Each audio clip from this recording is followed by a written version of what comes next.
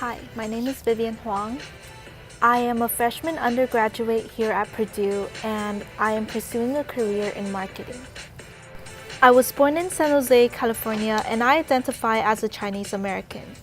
I started speaking Chinese first at home with my parents and attended Chinese school every Saturday to study its language and culture.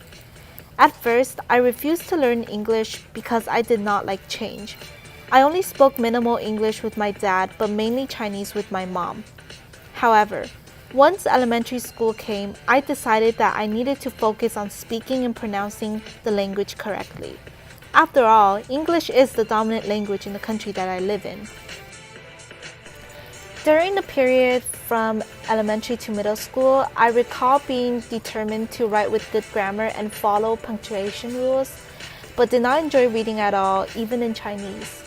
I scored poorly on standardized test scores, especially for the English section, because I did not bother to read the passages for the reading comprehension portion and guessed my way through the multiple choice problems. Eventually, my parents panicked about my test scores and enrolled me in English tutoring classes. I considered it a violation of privacy and questioned why others should read my thoughts on paper about a particular topic. I remember attending tutoring sessions at locations in Fremont and Cupertino like Brainchild and Inspire Kids Tutoring in middle school, and then once freshman and sophomore year of high school came, I was enrolled in Elite, HS2 Academy, and MT Learning Center for the sake of improving my SAT score. I was introduced to the ubiquitous concept of the SAT after my freshman year of high school, and I did not want to start preparing for it.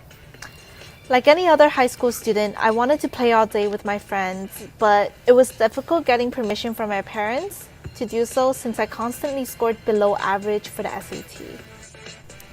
I did not want to drop my daily binge of Korean dramas to study the questions and see the countless errors I made on the practice tests. That really discouraged me.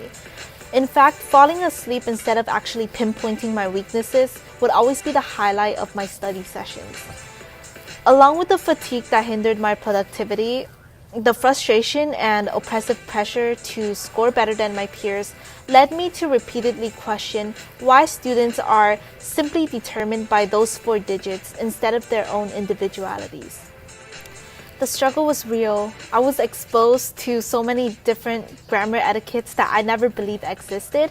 For example, instead of saying, "The reason I did not complete my homework on time is because my dog ate it," the correct way to say it is, "The reason why I did not complete my homework on time is that my dog ate it."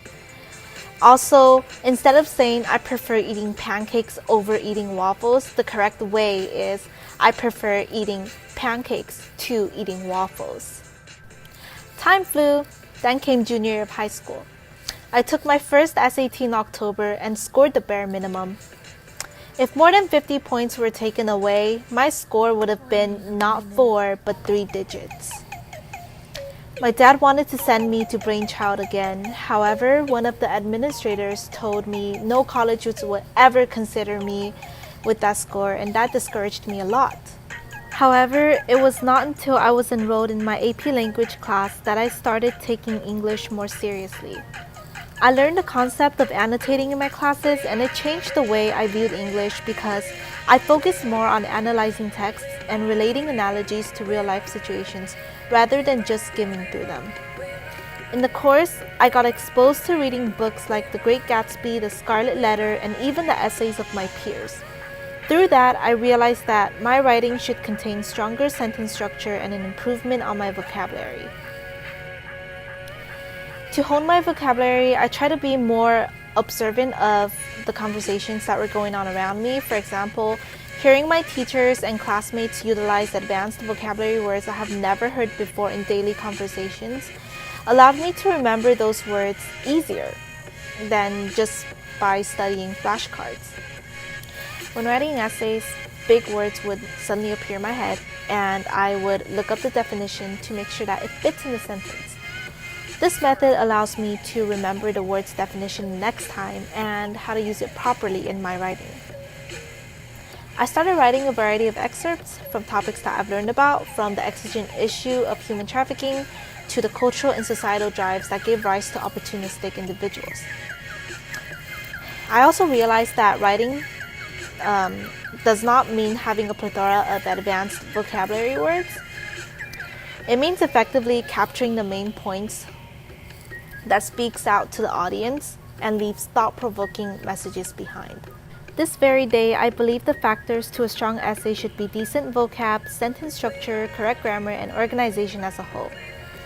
In addition, listening to inspiring speeches from guest speakers through high school clubs and watching a few TED Talk videos helped me utilize more rhetorical devices in my writing and everyday language. UNICEF was one of the clubs I joined in high school, and as an officer, I had the privilege of publicizing for fundraisers and club-hosted events with proceeds that go towards aiding children in third world countries. Through this experience, I eventually came to realize the power a pen and one's voice has to influence and create change in our world. Overall, I am grateful for the skills I have today in terms of reading, writing, and communicating. This helped me confidently express my inner thoughts and feelings, both in words and on paper, and helped me find my passion. Thank you for listening.